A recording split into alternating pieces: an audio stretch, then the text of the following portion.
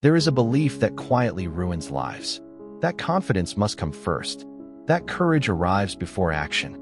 That anxiety must disappear before you begin. But for most people, that day never comes. 8 centuries ago, Japanese warriors understood something modern self-help forgot. You don't defeat fear by feeling better. You defeat fear by learning how to fall without breaking. This story is not about becoming fearless. It's about becoming functional while afraid. Chapter 1. A life shrinking without anyone noticing. Meet Daniel. Daniel was 31, worked as a product analyst, and on paper, his life looked stable. Good income, reliable reputation, quiet competence. But internally, his world was shrinking. He avoided speaking in meetings.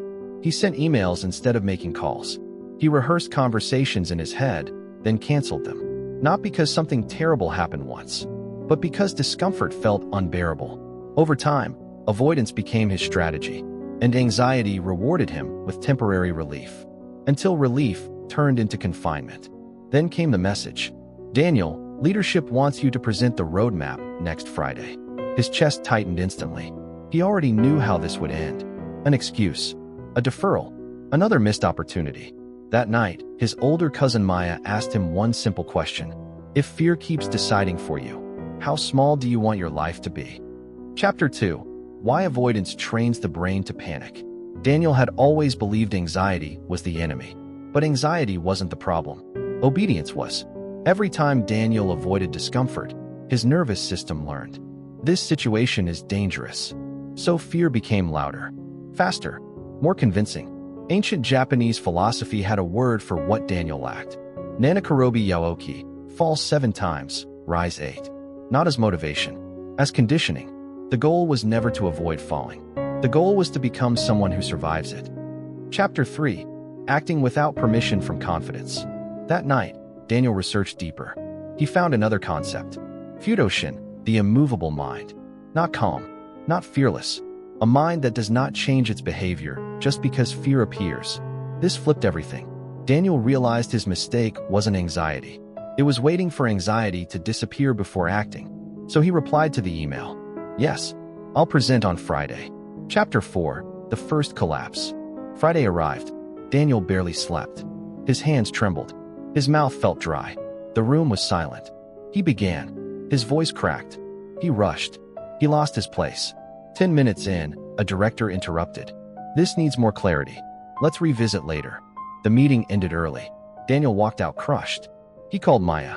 I froze. Completely. She replied calmly. Good. That was fall number 1. Chapter 5. Why failing is neurological training. Here's what Daniel learned next, and what most people never hear. The brain does not learn safety from logic. It learns safety from survival evidence. Each time you face fear and survive, the amygdala recalibrates. Each time you avoid, it reinforces panic. Daniel stopped aiming for success. He aimed for controlled failure. He designed 7 deliberate falls. Speak once per meeting, no matter how shaky. Make 1 uncomfortable phone call daily. Share unfinished ideas instead of polished ones. Attend a networking event without performing. Present for 5 minutes, imperfectly. Let a discussion with disagreement allowed. Represent to leadership without over-preparing. Failure was no longer an accident. It was the assignment. Chapter 6. The beginner's mind that removes pressure. Week 4 came with a networking event. Daniel stood alone, holding a drink like armor. Then a stranger said, "First time." Daniel nodded. She smiled. "I pretend I'm bad at this." Takes the pressure off. That night changed him. This was Shoshin, the beginner's mind. Daniel had been demanding mastery without practice, expecting confidence without exposure. Beginners are allowed to be awkward. That permission removed half the fear. Chapter 7. Vulnerability is not weakness. During a small presentation, Daniel paused mid-slide. I lost my thought.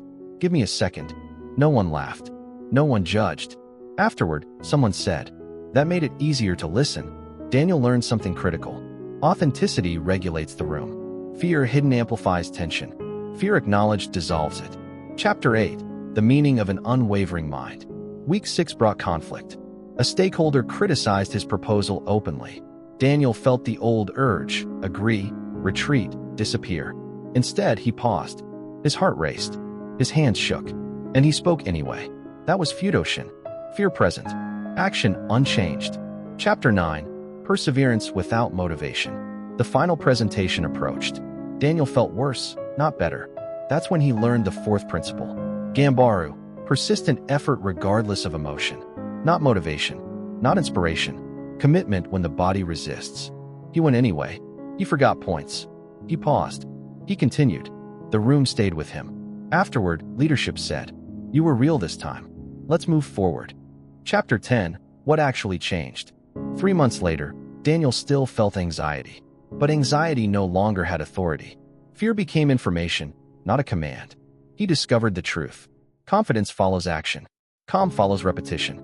Courage is behavior, not emotion. Chapter 11. Daily practice of an unshakable mind. Daniel created a daily ritual. Identify one uncomfortable action. Observe anxiety without resisting it. Schedule action regardless of feeling. 10 minutes a day. No negotiation. This retrained his nervous system. Chapter 12. When fear becomes a compass. Unexpected things happened. Other fears weakened. People sought his advice. Anxiety stopped feeling like an enemy. It became a signal. This matters. Chapter 13. The Eighth Rise. 6 months later, Daniel spoke to 200 people. Backstage, fear screamed. He smiled. He had fallen before. He knew how to stand. He began with honesty. "I'm nervous." "That's okay." The room exhaled. He finished imperfectly. They applauded. Chapter 14. The real meaning of the ancient method. That night, Daniel wrote, "Falling is training. Fear is not failure. Beginners are allowed to be bad. Perseverance beats confidence." Fear didn't vanish. Control shifted. Ending, your turn. So here's the real question. How long will you wait to feel ready? Or will you schedule your first fall? Because courage doesn't arrive before action. It arrives during it. And anxiety? It's just the signal that growth is close. When it shows up, smile. You're about to get stronger.